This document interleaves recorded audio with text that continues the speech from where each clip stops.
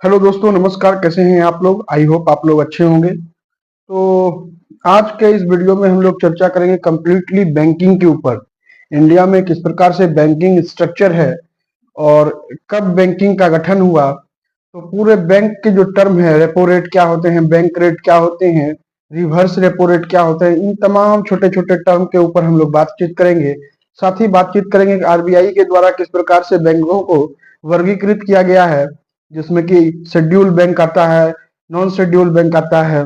Schedule bank किसको कहते हैं, नॉन शेड्यूल बैंक किसको कहते हैं, शेड्यूल बैंक के अंदर फर्दर क्लासिफिकेशन हुआ, जिसके अंदर की कमर्शियल बैंक देखते हैं, पब्लिक सेक्टर बैंक देखते हैं, कमर्शियल बैंक में प्राइवेट बैंक देखते हैं, फॉरेन बैंक देखते हैं, आरआरबी देखते हैं, रीजनल रूरल बैंक देखते हैं, और फिर दूसरा देखते हैं कोऑपरेटिव बैंक या कोऑपरेटिव सोसाइटी, जिसमें कि सेंट्रल कोऑपरेटिव होता है, स्टेट कोऑपरेटिव होता है, उसमें प्राइमरी क्रेडिट सिस्टम देखते हैं। तो इसी सब को लेकर के हम लोग बातचीत करेंगे। सबसे पहले बातचीत करेंगे कि पैसा क्या होता है। पैसा एक एक्सचेंज का मीडियम, जो कि लॉ के द्वारा, मतलब जिस भी कंट्री में पैसा का चलन हो रहा है एक्सचेंज के रूप में, मतलब उससे सामान खरीद सकते हैं, तो वो होना चाहिए कि लॉ के द्वारा वो एक्सेप्टेड हो। अब बात करेंगे बैंक सर किसको कहते हैं, व्हाट इज बैंक। तो एक एग्जांपल के थ्रू समझाएंगे कि ये सपोज ए है और ये सपोज बी है, और ए के पास बहुत ज्यादा पैसा है, बहुत ज्यादा पैसा है, तो इनके पास रिस्क भी है। रिस्क क्या है? तो कहीं इनका चोर ना पैसा उठा के ले जाए, डकैत ना पैसा ले जाए, कहीं इनका गला न रहता जाए। तो ये पैसे को सिक्योरिटी देने का जरूरत समझेंगे या नहीं समझेंगे। अब पैसे को इनको सिक्योरिटी मिलना चाहिए। पहला इनका मुद्दा हुआ कि पैसा रहे है, उसके बाद सिक्योरिटी चाहिए, क्योंकि इनके पास पैसे का क्या है, सरप्लस है। सरप्लस किसको कहते हैं? तो ऐसा चीज जो कि हमारे आवश्यकताओं से ज्यादा हो, मतलब हम जिस चीज को यूज कर रहे हैं, मान लीजिए कि हम अपने खेत में धान उगा रहे हैं और वो धान जो है एक्सेस अमाउंट में है, हमारे खाने से बच रहा है और हम उसको बेच रहे हैं, तो उसको कहा जाता है सरप्लस। तो इसी प्रकार से इस आदमी ए के पास सरप्लस अमाउंट ऑफ मनी है, और इनके पास क्या है, मनी अब है तो रिस्क भी है, रिस्क भी है। तो ये चाहेंगे कि मेरा कोई सिक्योर पैसा रखे, मतलब कोई ऐसा इंसान आए मेरे सामने जो कि मेरे पैसे को रखे। अब कोई इंसान यदि इसका पैसा ले रहा है तो ये चाहेगा कि उस इंसान से कुछ प्रॉफिट भी ले। अब ये इंसान ढूंढेगा, कहाँ इंसान ढूंढेगा भाई? तो यदि मान लीजिए कि एक सपोज डेट एक सिंगल पर्सन को दे दिया गया बिना किसी संस्था के थ्रू, तब तो उसकी मर्जी है, वो कब देगा पैसा, नहीं देगा, कब लौटाएगा, कोई मतलब सिक्योरिटी नहीं होता है। और फिर एक आदमी बी है जिसके पास पैसे की बहुत कमी है, इसको रहना, मतलब ये चाह रहा है कि लो इंटरेस्ट पे पैसा इसको मिल जाए कहीं से भी। तो ये क्या चाहेगा, कोई ऐसा आदमी हमको मिले जो कि लो इंटरेस्ट पर पैसा दे दे। लेकिन साहूकार का तो जानते ही हैं किस प्रकार से उत्पीड़न होता है गांव में। कृषि के लिए भी लोन दिया जाता है तो चूस लिया जाता है, यदि बाप को लोन दिया जाता है तो पोते तक को बंधुआ मजदूर बना के रखा जाता है। तो इसी सब को लेकर के एक बैंकिंग सिस्टम की जरूरत आई। और अब देखिए एक ऐसा संस्थान है बैंक, तो बैंकिंग बैंकिंग सिस्टम आया। तो बैंक क्या करता है, बैंक जिसके पास ज्यादा पैसा है उसके पैसे को ये ले लेती है, बैंक बैंक में रखा जाता है उसके पैसे को, और जिससे पैसा लिया जाता है उसको कम इंटरेस्ट दिया जाता है। और जिसको पैसा देना है, मतलब हम यदि बोरोवर हैं, हम बैंक के पास लोन लेने गए हैं, तो मुझसे ज्यादा पैसा वसूलेगा बैंक। और जो पैसा जमा किया है, जो लेंडर है, बैंक को जो दिया है पैसा, तो उसको कम वो देगा इंटरेस्ट बैंक। और बैंक इस बीच में क्या करेगा, जो भी पैसा बचता है तो वो पैसा वो बैंक खुद खाएगा। तो इसीलिए बैंक को हिंदी में कहते हैं बिचौलिया भी कहते हैं। हिंदी मतलब उसका वो अधिकोष ऐसे तो हुआ, यदि हम गंदे शब्दों का यूज करो तो उसको दलाल कहेंगे, या कहेंगे कि बिचौलिया है। तो खैर बैंक जो है वो सिक्योरिटी भी पैसे की देती है, तो चलिए इतना तो चलता ही है, इतना तो खाएंगे ही। तो अब इन दोनों के बीच में जो उनका पैसा, मतलब हम लोन लेने जा रहे हैं तो मुझसे ज्यादा इंटरेस्ट वसूला जा रहा है, और जो लोन दिए हैं, मतलब बैंक को जो पैसा जमा करके रखा है, तो उसको उसका जो इंटरेस्ट है वो कम देगा। तो इन दोनों अमाउंट के डिफरेंस को कहा जाता है स्प्लिट अमाउंट। अब बात करेंगे एविडेंसेस ऑफ बैंक। तो बैंक कहाँ से पता चलता है? तो हमारे प्राचीन भारत में भी बैंकों का जिक्र किया गया है, अधिकोषों का जिक्र किया गया है। सबसे पहले तो यदि प्राचीन की बात करेंगे तो नपात्रा और नलेखा नाम का दो व्यक्ति था जो कि पहले लोन पर पैसा दिया करता था। लेकिन एक बात हमेशा ध्यान रखिएगा, जो भी प्राचीन काल वगैरह में बैंकिंग सिस्टम थी तो इसमें जो भी महाजन अपना पैसा लगाते थे, सूदखोरी भी कहते हैं उसको, तो वो अपना पैसा लगाते थे। बैंक के जैसा नहीं कि बैंक किसी से पैसा लेकर के और फिर दूसरे जगह चला रही है, वो सिस्टम नहीं था। ये अपना खुद का पैसा लगाते थे और खुद सूद कमा के खाते थे। तो नपात्रा नलेखा दो व्यक्ति आते हैं प्राचीन भारत में, इनका नाम कि ये भी बैंकिंग जैसा काम करता था। फिर मनुस्मृति में भी मेंशन किया गया है लोन के बारे में। तो उसमें जो था वो जाति आधारित लोन दिया जाता था। यदि राजपूत को दिया गया है लोन तो उससे कम इंटरेस्ट वसूला जाता था। ओबीसी शूद्र को दिया गया है तो उनसे ज्यादा थोड़ा वसूला जाता था। ब्राह्मण को दिया जाता था तो उससे थोड़ा कम वसूला जाता था। इस तरह से मनुस्मृति में देखा गया। वेदास में भी लोन का जिक्र आता है जो कि कुशीदान कहते हैं उसको, और ये भी रेगुलेट बैंक की तरफ। फिर देखते हैं मौर्यन पीरियड में जो वहां के किंग होते हैं वो खुद ही एक बैंक का काम करने लगते हैं और किसानों वगैरह को ये लोन देना आरंभ कर देते हैं। साथ ही साथ एक प्रॉमिस लेटर लिखवाया जाता है उनसे, तो फिर उनको लोन इश्यू किया जाता है। फिर मुगल पीरियड की यदि बात करें तो दो तरह के लोन के बारे में हम लोगों को पता चलता है। एक दस्तावेज दस्तावेज ए इंदू तलब, इसमें क्या था, ये डिमांड ड्राफ्ट के जैसा था, आप जाइए और पैसा भंजा लीजिए। और एक दस्तावेज ए मिनाद, ये फिक्स डिपॉजिट के जैसा पैसा था। अब बात करेंगे इंडिपेंडेंस से पहले किस प्रकार के बैंक हमारे यहाँ स्थापित हुए। तो यूरोपियंस वगैरह को बैंक की आवश्यकता थी। जानते ही हैं कि हमारा देश जो है वो कई सौ वर्षों तक, 200 वर्षों तक अंग्रेजों का गुलाम रहा है। 1600 टू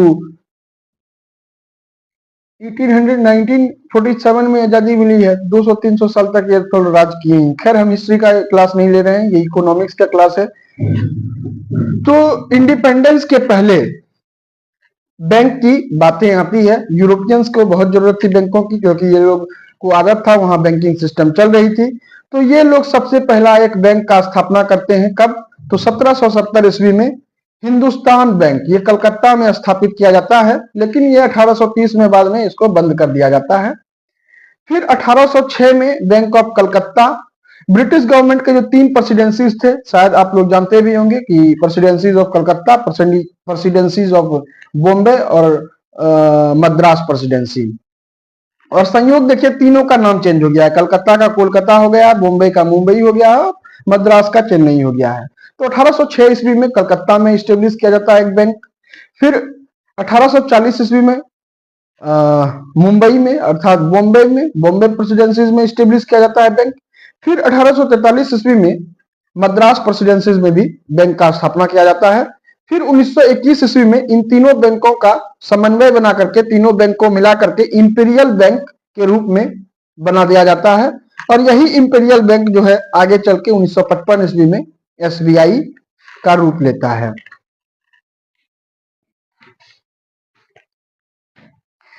1865 में इलाहाबाद बैंक की स्थापना हुई। तो इसमें खैर उतनी बड़ी बात नहीं है। इलाहाबाद बैंक की स्थापना 1865 ईस्वी में हुई है, इसको याद रख लीजिएगा। फिर 1881 ईस्वी में अवध कमर्शियल बैंक की स्थापना हुई, जिसमें कि इंडियंस भी काम किया करते थे।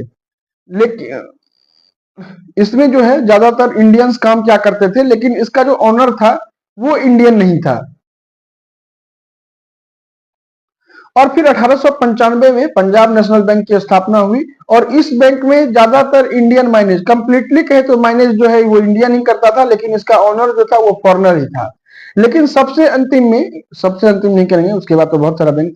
तो 1911 ईस्वी में एक बैंक की स्थापना होती है जिसका नाम है सेंट्रल बैंक ऑफ इंडिया। और इस बैंक का जो रहता है वो चेयरमैन भी इंडियन, फिरोज शाह मेहता, और इसका ऑनर भी जो है वो इंडियन ही रहता है, जिसका नाम है पोच खान वाला। पोच खान वाला Indian central bank of India 1911 में जो स्थापित किया गया था, उसके वो ऑनर हुए पोच खान वाला, और उसका चेयरमैन भी इंडियन, और सारे लोग भी इंडियन, और चेयरमैन तो मैंने बता ही दिया, फिरोज शाह मेहता।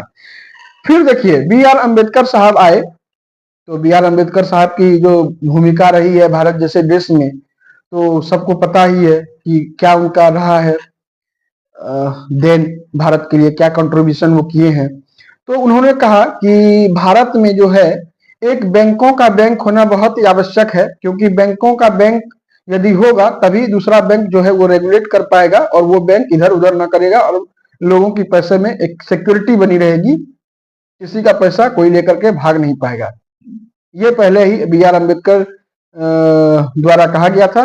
फिर यंग हिल्टन कमीशन 1926 में आता है, जो सेम बात सिफारिश करता है जैसा कि बी आर अम्बेडकर साहब बोले थे, तो सेम ये भी बात यंग हिल्टन साहब भी बोलते हैं। खैर ये अंग्रेज को हम साहब क्यों बोले, चलिए, लेकिन इनका भी बहुत बड़ा देन रहा है हमारे देश में।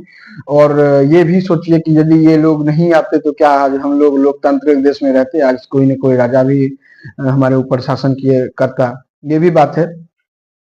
तो 1926 ईस्वी में यंग हिल्टन कमीशन आता है, यंग हिल्टन समिति, और ये भी प्रपोजल देता है कि हाँ एक नेशनलाइजेशन होना चाहिए बैंकों का और बैंकों का बैंक होना बहुत जरूरी है।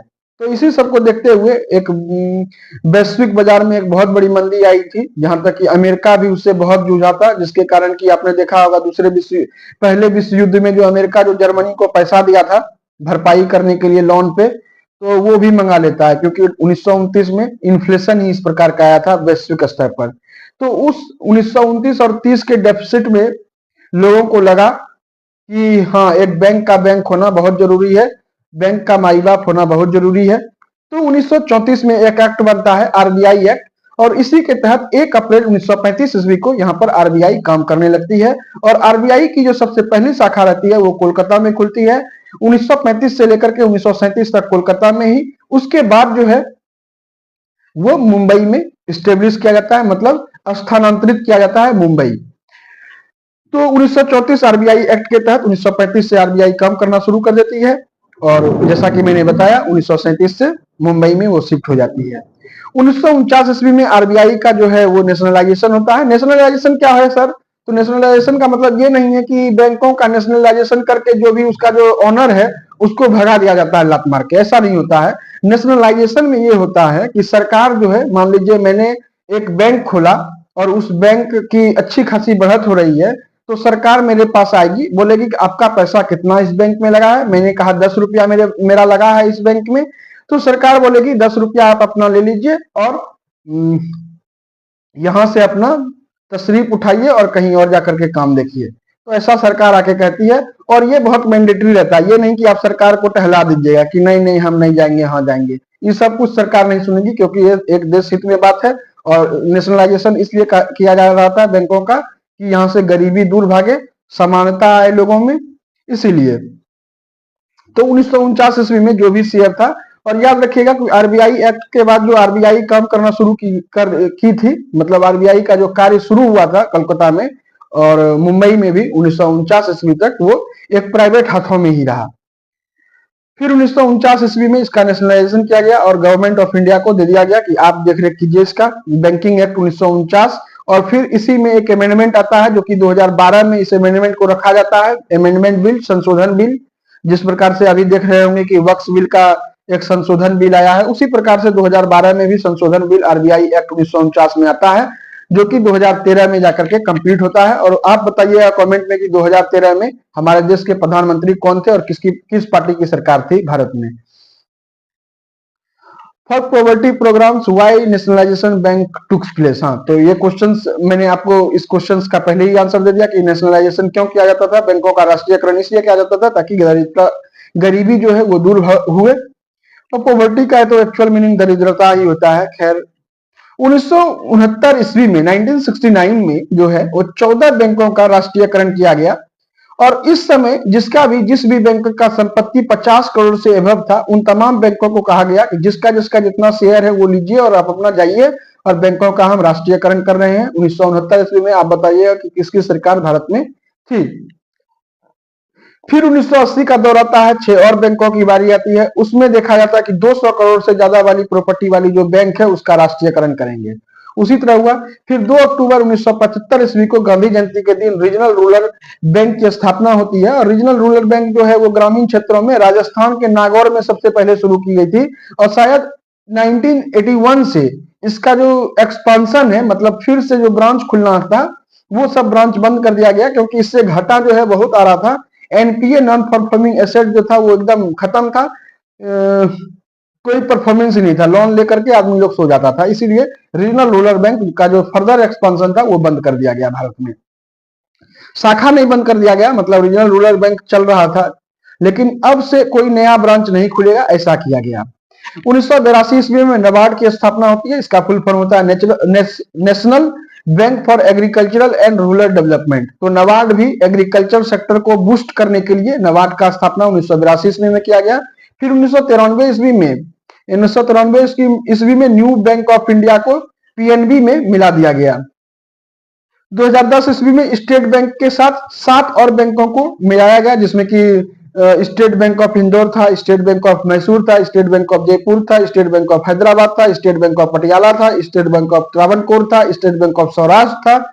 सौराष्ट्र गुजरात वाले क्षेत्र में था। इंदौर को जानते ही है मध्य प्रदेश में, हैदराबाद तो आपको पता ही होगा, हैदराबाद जो कि, फिर जयपुर जो राजस्थान में है। तो इन तमाम बैंकों का जो है समन्वय कर दिया गया, किसके साथ विलय कर दिया गया, किसमें, तो एसबीआई में, 7 बैंकों को। सबसे पहले 2010 में और 2011 में एक भारतीय महिला बैंक खुला था, उसको भी इस एसबीआई में ही मिला दिया गया। मतलब 7 बैंकों का टोटल समन्वय जो है वो एसबीआई में मिला दिया गया। और एसबीआई को वर्ल्ड का 148वां नंबर का बैंक माना गया और भारत का प्रथम नंबर का कॉमर्शियल बैंक माना गया है। और आरबीआई, एसबीआई जो है वो सरकारी बैंक है। अब सरकारी बैंक सर किसको कहेंगे? What is public sector bank? ऐसा क्वेश्चन सबसे कोई पूछ ले तो सरकारी बैंक हम उसको कहेंगे जिसमें कि गवर्नमेंट का जो हिस्सेदारी है वो 51% हो, तो उस बैंक को हम सीधे कहेंगे कि ये सरकारी बैंक है। 2018 ईस्वी में 2018 में विद्या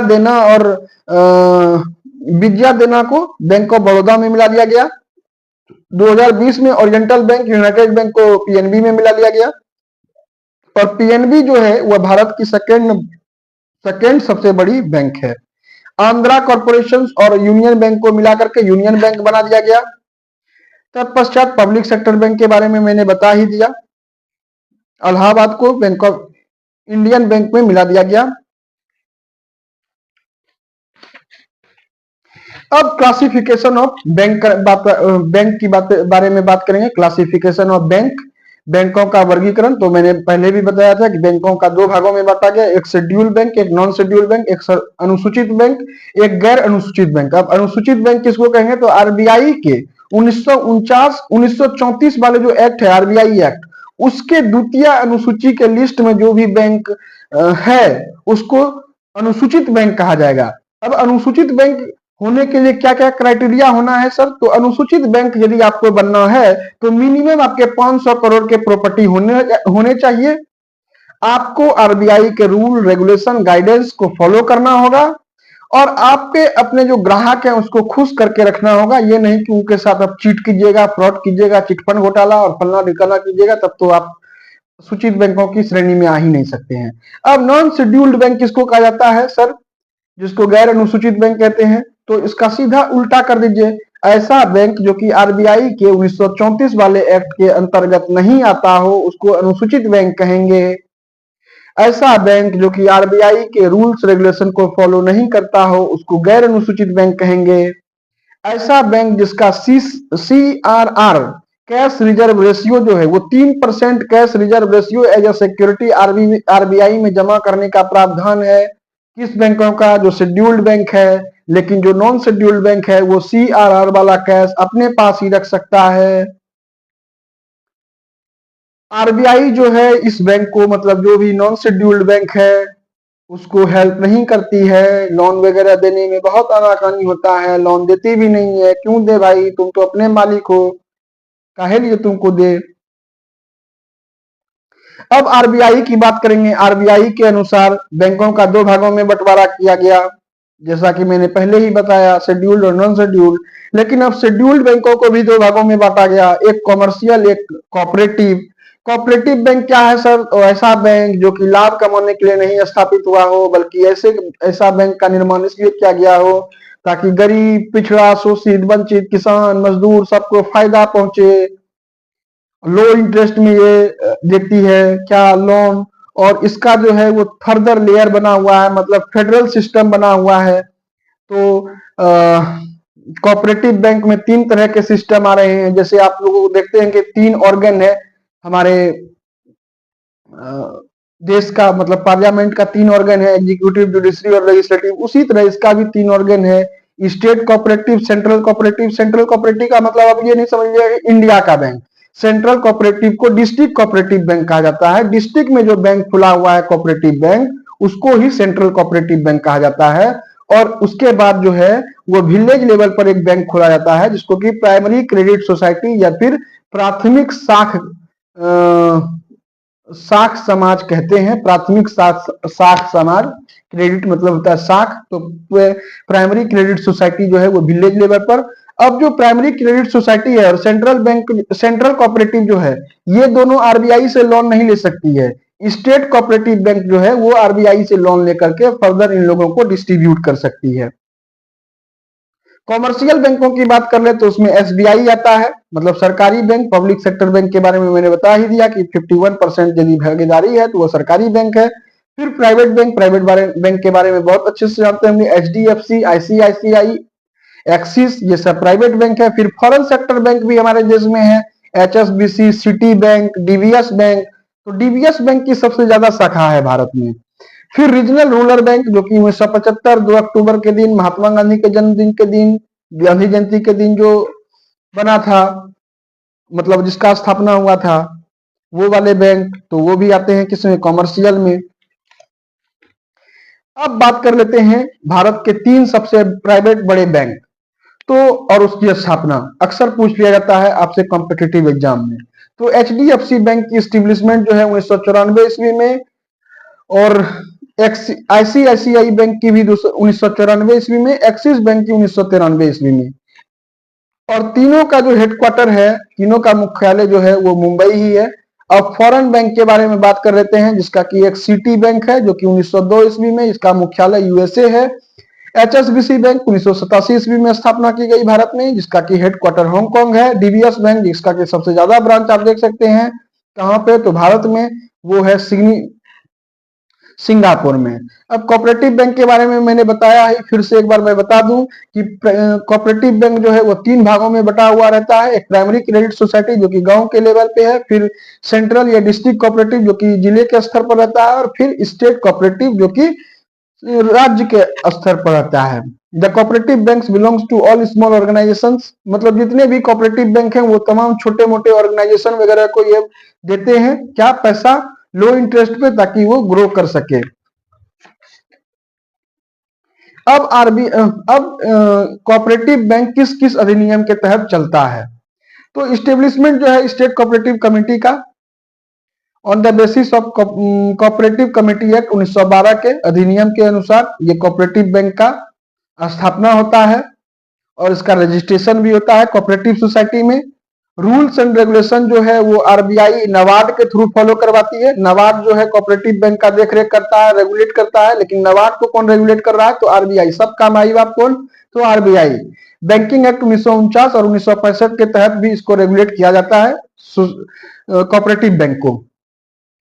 प्राइमरी क्रेडिट सोसाइटी तो मैंने बताया है कि गांव के लेवल पे, तो ये सब कोई बड़ी चीज नहीं है। अब चलिए कमर्शियल बैंक की ओर चलते हैं, तो ओनली और mainly for profit high rate loan given by RBI. Okay, तो ये जो है कमर्शियल बैंक, ये सिर्फ और सिर्फ प्रॉफिट के लिए होती है, और इसको हाई रेट पर लोन भी मिलता है आरबीआई के थ्रू। अब आरबीआई कहता है कि देख भैया, हम तो कोऑपरेटिव बैंक को सस्ता लोन देंगे, सस्ते मतलब लो इंटरेस्ट पे, लेकिन तुमको नहीं देंगे क्योंकि तुम मोटा पैसा ग्राहकों से वसूल रहा है, तुमको क्यों दे, तुम पर दया नहीं दिखाएंगे भैया। Commercial bank is establish by act passed by parliament, तो पार्लियामेंट जो है संसद के एक्ट के द्वारा, संसद के अधिनियम के द्वारा कॉमर्शियल बैंक का गठन होता है। Cooperative related to different different act, cooperative के एक्ट के बारे में मैंने बताया कि 1912 के एक्ट के आधार पर चलता है, 1949 और 1965 के अधिनियम के अनुसार चलता है। इसको नाबार्ड रेगुलेट करती है, लेकिन ये जो है इसका कोई फेडरल सिस्टम नहीं है कमर्शियल बैंक का। कमर्शियल बैंक कहीं भी स्थापना कर सकता है, किसी भी डिस्ट्रिक्ट में, किसी भी शहर में, किसी भी कस्बे में, कहीं भी। Commercial bank can establish in any state, any district, जैसा कि मैंने कहा। अब बात करेंगे रीजनल रूरल बैंक की। रीजनल रूरल बैंक जो है 1975 ईस्वी में इसका स्थापना किया गया था 2 अक्टूबर गांधी जयंती के दिन। और इसका क्या खूबी रहा, तो ये राजस्थान के नागौर डिस्ट्रिक्ट में इसकी स्थापना की गई थी। तत्पश्चात जो है इंडियन गवर्नमेंट जो है इसमें 50% अपना शेयर रखती थी। स्टेट गवर्नमेंट जो है इसमें 15% अपना शेयर रखता है। मान लीजिए यदि भारत सरकार 50 करोड़ दे रही है तो 15 करोड़ स्टेट गवर्नमेंट को देना पड़ेगा, और फिर बाद बाकी जो बचा है उधर 35 करोड़ रुपया तो वो स्पॉन्सर्ड बैंक जो कि प्रायोजित बैंक होते हैं, या फिर कहे तो प्रमोटर बैंक भी कहा जाता है कि तुम ही मालिक बनो इसका, तो वही वहां का चलाता है। वही वहां का चलाता है पूरा का पूरा बैंक, मतलब वो पूरा चैम्बर वही हेल्ड करता है और चलाता है, स्पॉन्सर्ड बैंक ही। लेकिन इंडियन गवर्नमेंट का भी पैसा लगा रहता है, स्टेट गवर्नमेंट का भी पैसा लगा रहता है, जो भी प्रॉफिट हुआ दोनों को दे दिया जाता है। लेकिन इसका जो फर्दर इस्टेब्लिशमेंट है वो रोक दिया गया 1987 के बाद। शायद मैंने उस समय डेट ऑफ इसका जो इस्टेब्लिशमेंट था, मतलब इस्टेब्लिशमेंट का डेट जो बंद कर दिया गया था जब से, तो वो मैंने शायद गलत वहां पर बोला होगा। खैर चलिए, तो 1987 से इसका फर्दर एक्सपांशन जो है इस बैंक का ये रोक दिया गया भारत सरकार के द्वारा। और जो रीजनल रूरल बैंक है वो 43 है कुल भारत में। और इस तरह का बैंक जो है सिक्किम और गोवा में नहीं मिलता है। हम लोगों को सिक्किम और गोवा में नहीं देखने को मिलता है रीजनल रूरल बैंक। अब बात कर लेते हैं सबसे बड़ा बैंक जो कि सबका माई बाप है, आरबीआई। तो आरबीआई का जो प्रपोजल है, सबसे पहले तो बी आर अम्बेडकर साहब ने ही दिया था आजादी के बहुत पहले ही कि एक नेशनलाइज बैंक होना बहुत आवश्यक है जो कि दूसरे बैंक को रेगुलेट कर सके। तो एक बुक है जिसमें कि लिखा हुआ है problems of rupees and it's solution. तो इसी बुक में बताया गया कि बी आर अम्बेडकर साहब ने ऐसा कुछ बोला था। फिर 1926 में जैसा कि आप जानते हैं कि यंग हिल्टन कमेटी आता है जो कि ये भी सेम बात ये प्रपोज करता है कि हाँ एक नेशनलाइज्ड बैंक होना बहुत आवश्यक है, जिसके बाद की 1 अप्रैल 1935 से आरबीआई अपना काम करना शुरू कर देती है on the basis of act 1934 के एक्ट के आधार पर। फिर 1954 में माफ कीजिएगा, फिर 1949 ईस्वी में इसका जो है राष्ट्रीयकरण कर लिया जाता है। फर्स्ट गवर्नर जो होता है वो ऑर्कर स्मिथ, जो कि 1935 से लेकर के 1937 तक, मतलब सबसे पहला तो अंग्रेजी बनेगा इसका। लेकिन प्रथम भारतीय कौन था आरबीआई का गवर्नर? तो प्रथम भारतीय जो था गवर्नर सी डी देशमुख साहब थे। और सी डी देशमुख साहब जो है 1943 से लेकर के 1949 तक कार्य संभालते रहे आरबीआई का एज ए गवर्नर। तो गवर्नर मतलब आरबीआई को 4 जोन में बांटा गया है और 26 रीजनल ऑफिस है उसका। दिल्ली में भी उनका ऑफिस है और भी बहुत शहर में ऑफिस है। तो इंडियन फाइनेंशियल ईयर जो है वो 1 अप्रैल से लेकर के 31 मार्च तक काउंट किया जाता है। इंडियन एग्रीकल्चरल ईयर जो है वो 1 जुलाई से लेकर के 30 जून तक काउंट किया जाता है। वहीं यदि बात करें आरबीआई अकाउंट ईयर मतलब आरबीआई खाता वर्ष, तो 1 जुलाई से लेकर के 30 जून तक ये काउंट किया जाता है। RBI work with amendment. तो आरबीआई किस अधिनियम के तहत काम करता है, मतलब किस अधिनियम की वजह से आरबीआई को इतना शक्ति मिला हुआ है? तो सबसे पहला तो 1934 वाला एक्ट है। फिर banking act, banking regulation act जो है वो 1949 वाला, और पब्लिक डेब्ट एक्ट 1949, और इंडियन क्वाइन एक्ट 1906, और फॉरेन करेंसी रेगुलेशन 1973 जो कि पहले फेरा था जिसमें कि दंड का भी अधिनियम था, लेकिन अब दंड का अधिनियम खत्म हो गया है, अब फेमा हो गया है जो कि 1998 वाला हो गया है संशोधन करके। तो फॉरेन करेंसी रेगुलेशन एक्ट के तहत Indian cash act, Indian coin act 1906, public डेब्ट एक्ट 1949 और बैंकिंग रेगुलेशन एक्ट 1949 और आरबीआई एक्ट 1934 के तहत जो है आरबीआई अपना काम करती है। अब देखेंगे आरबीआई में बोर्ड ऑफ डायरेक्टर किस प्रकार से बनते हैं। यदि आपको बोर्ड ऑफ डायरेक्टर बनना है तो आपको क्या करना पड़ेगा ये आप समझ लीजिएगा, तो फिर आरबीआई का काम खत्म है। मतलब आरबीआई का तो काम चलेगा ही, मतलब हम लोगों को पढ़ने का काम खत्म हो जाएगा। ओके, तो आरबीआई तो सदा सदा तक हिंदुस्तान जीवे, हमारा राज्य जीवे, वे पीछे आरबीआई जीवे,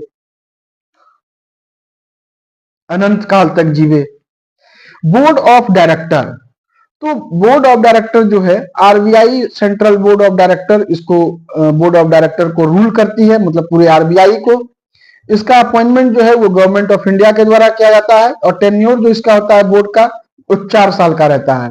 अब आरबीआई बोर्ड ऑफ डायरेक्टर में गवर्नमेंट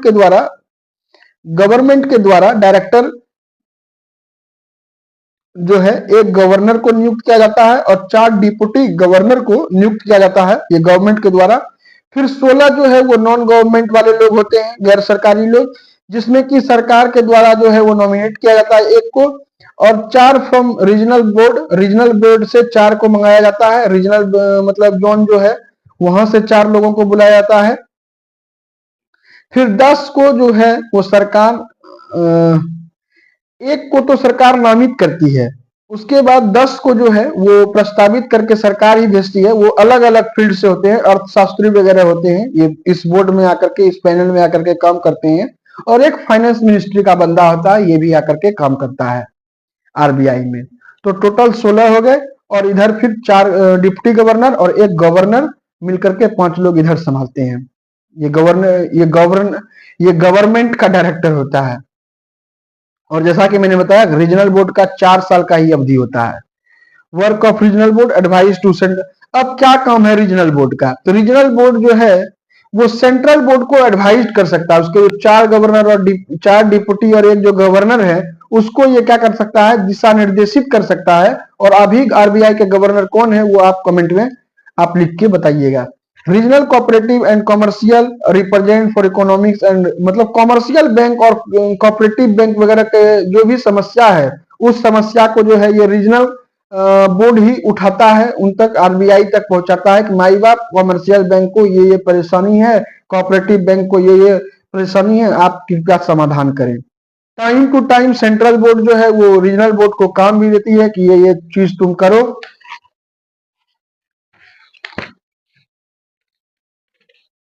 अब आरबीआई का क्या फंक्शन है sir? What is function of RBI? तो आरबीआई तो बैंकों का बैंक है, बैंकों का माई बाप है।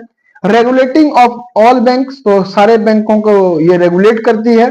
Control on stability of economics, तो भारत की अर्थव्यवस्था को भी स्टेबल करने में बहुत बड़ा भूमिका है आरबीआई का। आरबीआई ही यहाँ का महंगाई वगैरह सब कुछ कंट्रोल करके रखा हुआ है। फंक्शन ऑफ आरबीआई अब देखते हैं। तो करेंसी इशू करना सबसे बड़ा काम, मतलब पैसे का दूसरा कोई माई का लाल नहीं है कि भारत में पैसा छाप सके आरबीआई को छोड़ करके। यदि आप आरबीआई को छोड़ करके यदि कोई पैसा छापता है तो कल का कल ही तिहाड़ जेल में आपको मिलेगा।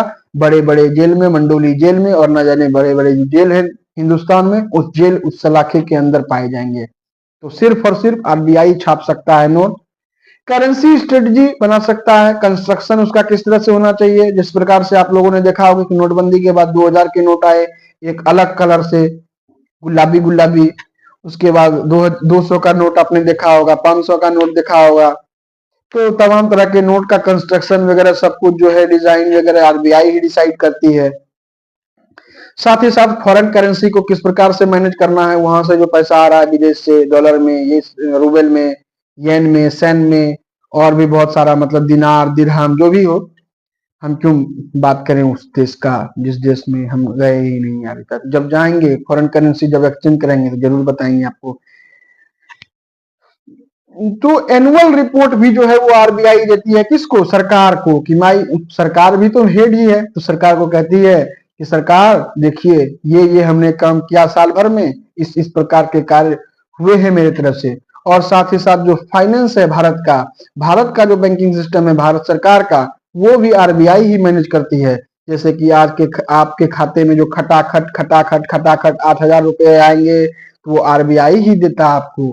खैर अब तो नहीं मिलेगा, लेकिन मोदी जी जो 2,000 रुपए दे रहे हैं वो आरबीआई के द्वारा ही जा रहा है। स्टेचुरी रिपोर्ट, सांविधिक रिपोर्ट, ये देखेंगे आगे ये क्या है। अब एनुअल रिपोर्ट में क्या होता है, तो कैलकुलेशन पूरा किया जाता है हमारे इकोनॉमिक्स का, इकोनॉमी का, अर्थव्यवस्था का पूरा कैलकुलेशन होगा। फिर इंडियन इकोनॉमी की क्या संभावनाएं रहने वाली है उसको कैलकुलेट किया जाता है।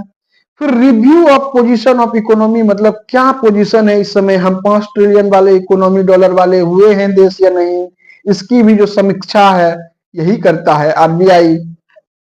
अपने साल भर के कार्य रिपोर्ट को भी देता है।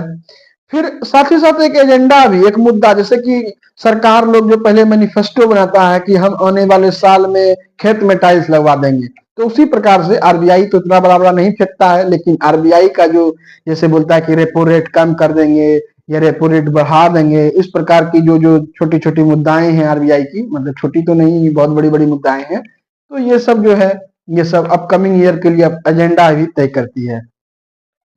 RBI, central government can give some guidance to RBI, सुनिएगा, central government can give some guidance to RBI which is necessary for public welfare.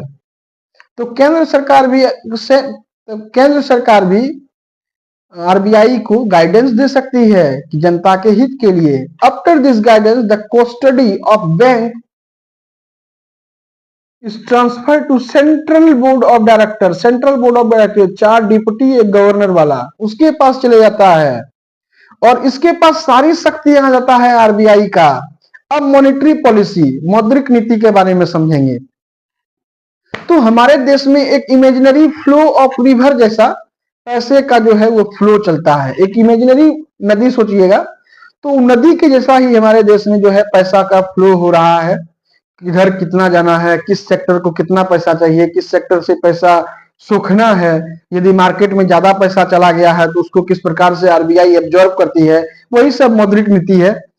तो in India monetary policy is considered to be economic policy. तो भारत में जो है वो monetary policy को एक तरह से अर्थव्यवस्था का भी नीति माना जाता है। This is the reason in India that monetary policy is not different from economic policy, क्योंकि भारत में मॉनेटरी मौद्रिक नीति जो है वह अर्थव्यवस्था के नीति से अलग नहीं है, अलग नहीं माना जाता है।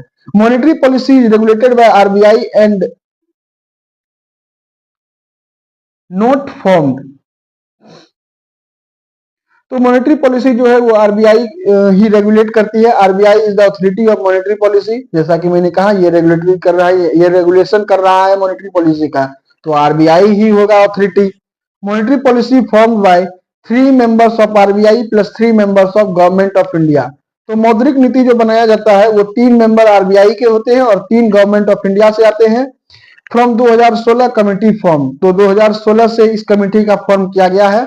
It control the flow of money, liquidity जिसको कहते हैं तरलता, लिक्विडिटी पैसे का जो फ्लो है उसको ये कंट्रोल करता है, मेंटेन करता है कि इन्फ्लेशन नहीं बढ़े। अब बाजार में बहुत सारे पैसे दे दिए जाएंगे तो महंगाई बढ़ जाएगी, तो वो सबको नियंत्रित यही करती है आरबीआई।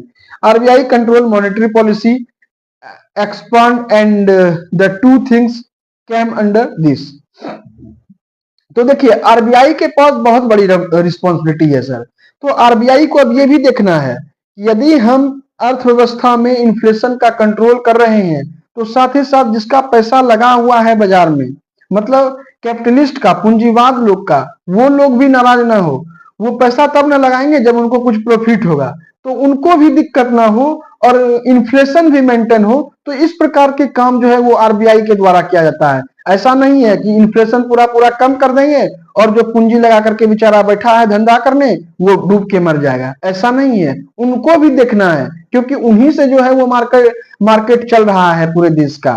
तो उनका भी पेट देखना, उनको भी लुभाना है, उनको भी ऑफर देना है कि भैया वो पैसा अपना निकाल के लगाएगा तब तो फॉरेनर क्यों हमारे यहाँ इन्वेस्ट करने आएगा, उनको फायदा होगा तभी तो। अभी हम कह दें कि इन्फ्लेशन मतलब चावल जो है वो 1 रुपया किलो मिलने लगेगा, तो क्या किसान उपजाएगा चावल?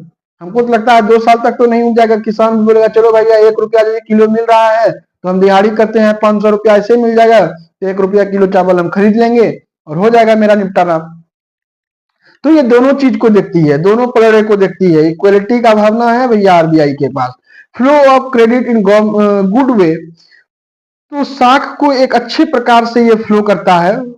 It means not made burden for middle class, और साथ ही साथ इसको ये भी देखना है कि मिडिल क्लास के लिए, लोअर मिडिल क्लास के लिए यह बर्डन ना बन जाए, इन्फ्लेशन ना हो जाए। And also motivate to producer to increase production, और साथ ही साथ जो उत्पादक है, जो इंडस्ट्रियलिस्ट है, उनको भी लुभाना है, उनको भी मोटिवेट करना है, उसको भी प्रोत्साहित करना है, भैया अपना प्रोडक्शन बढ़ाओ, तभी तो प्रोडक्शन बढ़ेगा।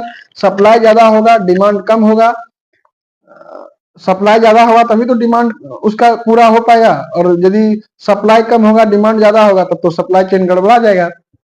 मौद्रिक नीति केंद्रीय बैंकों द्वारा अपनाए गए साख नियंत्रण संबंधी उपायों से संबंधित है।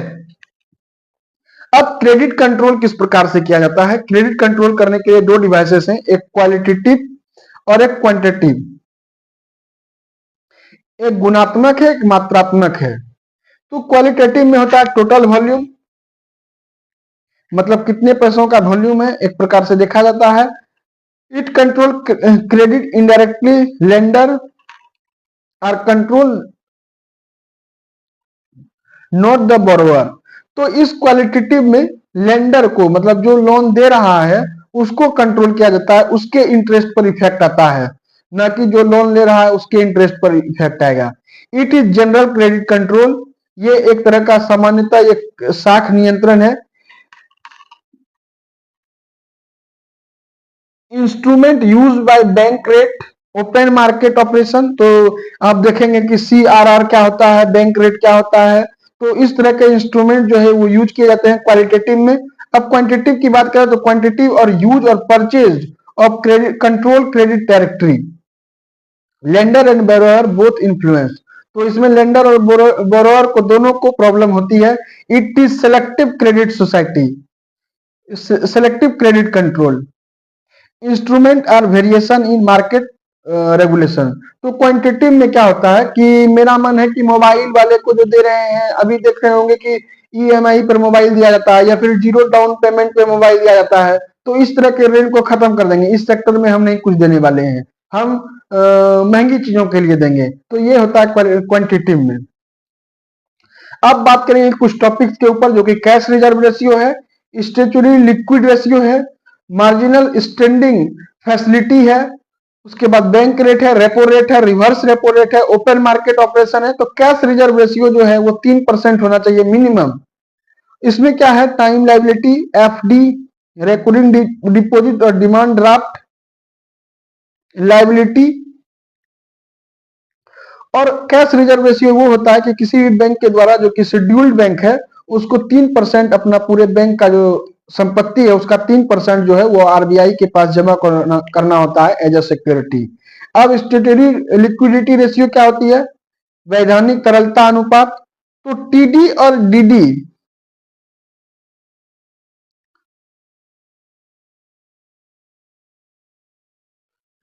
इट मींस 18% जो है save in any way, save in any way, मतलब पूरा जो बैंक का जो प्रॉपर्टी है उसमें 18% जो है वो बैंक को एक रिजर्व के तौर पर रखना होगा, कि जो आपके पास पैसा डिपॉजिट कर रहा है। मान लीजिए कि मेरे पास पैसे का एक्सेसिव है, जो कि मैंने पहले बताया था क्लास के शुरू में ही, कि मान लीजिए मेरे पास पैसा एक्सेसिव है तो हम एक आदमी को खोजेंगे पैसा रखने के लिए। तो हम पैसा यदि बैंक को दे रहे हैं तो हम तो ये भी चाहेंगे जब मेरा मन हो तब हम पैसा निकलवा ले। तो उस पैसा के लिए, वो हमको देने के लिए, वो 18% जो है वो रूल ही है RBI के द्वारा, कि आप अपने बैंक में 18% रखिएगा। मतलब जब भी उपभोक्ता आएगा तो आप उसको बहाना नहीं कीजिएगा, पैसा नहीं है कल आइएगा परसों आइएगा, तुरंत उसको उनका पैसा दीजिए। तो 18% जो है वो सेव किया जाता है।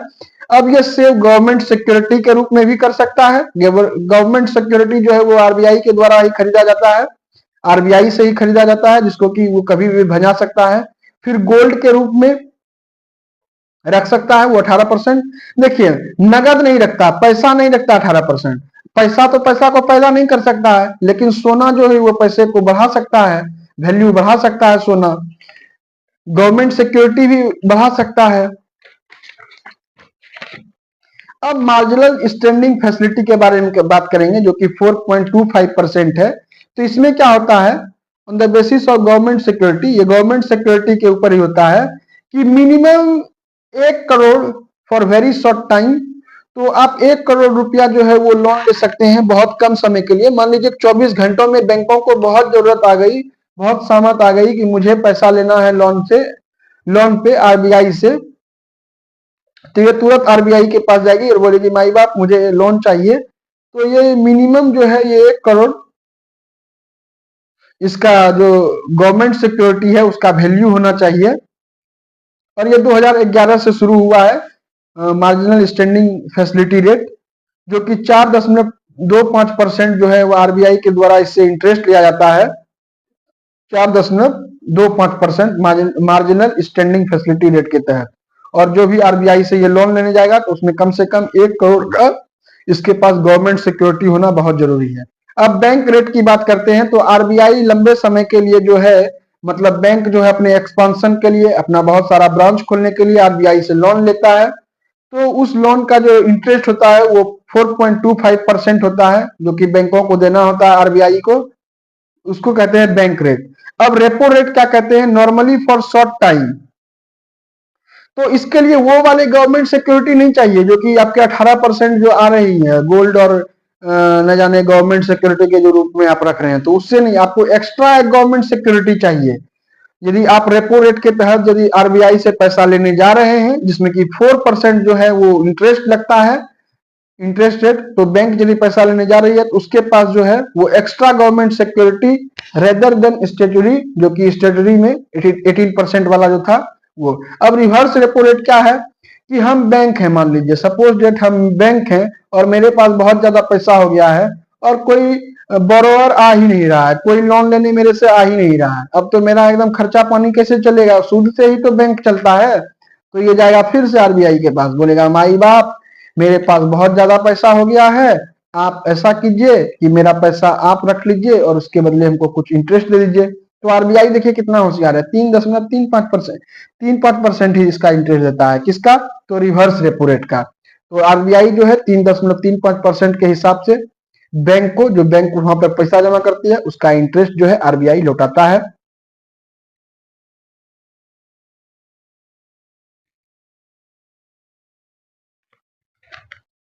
फिर ओपन मार्केट ऑपरेशन क्या है? ओपन मार्केट ऑपरेशन ये है जिसमें कि आरबीआई जो है गवर्नमेंट सिक्योरिटी, मान लीजिए कि पैसे की बहुत मतलब मार्केट में आ गई है, बहुत सारा मतलब पैसा हो गया मार्केट में। अब इसको शोषित करने के लिए, अब्जॉर्ब करने के लिए उस पैसे को आरबीआई जो है एक प्रेस रिलीज निकाल देता है, एक विज्ञप्ति कि भैया हम गवर्नमेंट सिक्योरिटी बेच रहे हैं, जिसके जिसके पास पैसा है वो आकर के खरीद लो। तो फिर सब बैंक जाकर के जिसके जिसके पास पैसा बहुत ज्यादा है फट से हाँ सर हमको चाहिए हमको चाहिए, बस खरीद लेता है गवर्नमेंट सिक्योरिटी। और गवर्नमेंट सिक्योरिटी का तो फायदा जानते ही हैं कि कभी भी आप कैश करा सकते हैं उससे। और फिर जब पैसे की जब कमी हो जाती है तो फिर ये आकर के फिर से अपना दुकान लगाता है आरबीआई और कहता है कि गवर्नमेंट सिक्योरिटी अब बेच रहे हैं, जिसको जिसको मतलब गवर्नमेंट सिक्योरिटी अपना अपना पैसा निकाल लो, मतलब गवर्नमेंट सिक्योरिटी मुझे बेच दो, गवर्नमेंट सिक्योरिटी खरीदने के लिए हम अपना दुकान लगा लिए हैं ऐसा।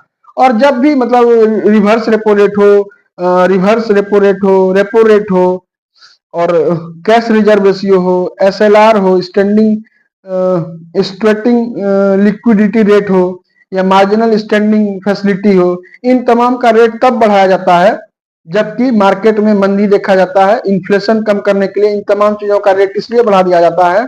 इन तमाम चीजों का यदि रेट बढ़ा दिया जाएगा तो बैंक भी जो लोन है वो हाई इंटरेस्ट पर देगी। हाई इंटरेस्ट पर यदि लोन देगी तो कोई लोन लेना नहीं चाहेगा। यदि मान लीजिए कोई टीवी मोबाइल लेने का भी इच्छा हो रहा है और इंटरेस्ट हमको ज्यादा लग रहा है तो हम कुछ महीना रुक जाएंगे। तो डिमांड यदि खत्म होगा तो सप्लाई यदि खत्म होगा तो डिमांड की बढ़त होगी। तो इसी प्रकार मान लीजिए कि प्याज का दाम बढ़ रहा है आपके सोसाइटी में, तो आप प्याज खाना ही कुछ दिन छोड़ दीजिए, देखिए प्याज अपने फेंकाने लगेगा, अपने प्याज का दाम कम हो जाएगा, मतलब डिमांड घटेगा, सप्लाई बढ़ जाएगा। सेलेक्टिव क्वालिटेटिव, तो rotationally rationing of credit, direct action, moral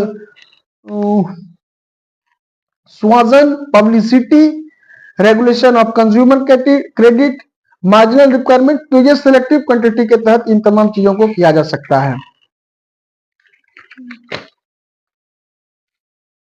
और कभी कभी जो है वो वेरियस डिस्काउंट रेट भी बैंकों के द्वारा निकाला जाता है जिससे कि महंगी महंगी सामान खरीद सके कोई भी। कंसेशन इन फंड, मतलब बहुत बार आप जाइएगा मोबाइल खरीदने तो आपको कंसेशन दिया जाएगा, डाउन पेमेंट 0 है, आप सामान खरीद लीजिए। Loan provided pre order, loan provided by pre order in some sector RBI ordered is necessary to given loan, मतलब loan provided by pre order ऐसा चीज है कि लोन यदि आरबीआई दे रही है, मतलब कोई भी बैंक दे रही है, तो ऐसे क्षेत्र में लोन देने से पहले आरबीआई, कुछ ऐसे क्षेत्र होते हैं जिसमें कि बैंकों को, कमर्शियल बैंकों को आरबीआई से ऑर्डर लेना पड़ता है कि सर ये बैंक मेरे से, ये आदमी मेरे से पैसा लेने आया है, क्या हमको इस सेक्टर में पैसा देना चाहिए। रिस्ट्रिक्शन ऑफ लोन, तो stop loan for conservation of food grain, तो यदि कोई अनाज खरीद करके कालाबाजारी करने के लिए लोन ले रहा है तो उस लोन के लिए रिस्ट्रिक्शन लग सकता है किसी भी समय। जैसे कोल्ड स्टोरेज सबके लिए लोन जो है वो देने में बहुत हिचकिचाती है बैंक, क्योंकि कालाबाजारी करने लगेगा। डिपॉजिट बिफोर इंपोर्ट, तो डिपॉजिट बिफोर इंपोर्ट ये है कि मान लीजिए कि हम इंपोर्ट करवा रहे हैं अमेरिका से कोई भी सामान, अब अमेरिका से करा रहे हैं, अब हम कुछ नहीं अमेरिका वाला बताए हैं कि हमको सामान खरीदना है, तो हम क्या करेंगे, कुछ नहीं बताए हैं, बस ऑर्डर कर दिया, हाँ हेलो हमको 5 कार्टून शराब भेज दीजिए। तो खैर ये बिहार है, यहाँ शराब नहीं मंगा सकते हैं, तो 5 कार्टून अनार भेज दीजिए। तो अब अनार वो हमको भेज दिया, मेरे पास जेब में फूटी कौड़ी नहीं है, कौन देखने गया है। अब यहाँ से आकर के वो बड़े से जहाज से 5 कार्टून वो अनार लेकर के आ रहा है, तो उसको घुमा नहीं है दीजिएगा। तो उसके लिए क्या होता है कि हमारे जो भारत सरकार है वो पहले ही आपकी फूटी कौड़ी जेब में है कि नहीं है वो चेक कर लेती है, और वो इंपोर्ट का कुछ पैसा जो है वो पहले ही जमा करवा लेती है, जितना भी उसका कॉस्ट होता है। तो यही है डिपॉजिट बिफोर इंपोर्ट। तो डिपॉजिट करना पड़ता है भारत सरकार के पास, a fixed amount deposit to government before import, तो गवर्नमेंट के पास पैसा जमा करना पड़ता है। गवर्नमेंट जो है एज ए गारंटर हमारा बनता है कि हाँ इसका इसके पास पैसा है, आप अनार लेकर के आ सकते हैं बेझिझक। लिमिटेशन ऑफ मॉनेटरी पॉलिसी, साथ ही साथ नॉट इफेक्ट ऑन रेसिशन, मतलब मंदी के दौरान मॉनेटरी पॉलिसी पर भी नियंत्रण करना होता है। तो यही है टोटली बैंकिंग से रिलेटेड पूरा का पूरा ये सीरीज, और आशा करते हैं कि आप लोग इस वीडियो को अच्छे से देखेंगे और एंजॉय करेंगे। और शायद यदि बैंकिंग से रिलेटेड कोई भी क्वेश्चंस आपको आता है, मतलब किसी भी कॉम्पिटिटिव एग्जाम में, या फिर साथ ही साथ यदि आप तिलकामानी भागलपुर यूनिवर्सिटी के छात्र हैं तो आपके लिए ये बैंकिंग वाला चैप्टर आपके इकोनॉमिक सब्सिडरी में भी काम आएगा। यदि हूबहू आप पॉइंट बना करके बातों को लिख देते हैं तो कोई नहीं है कि आपका नंबर काट ले।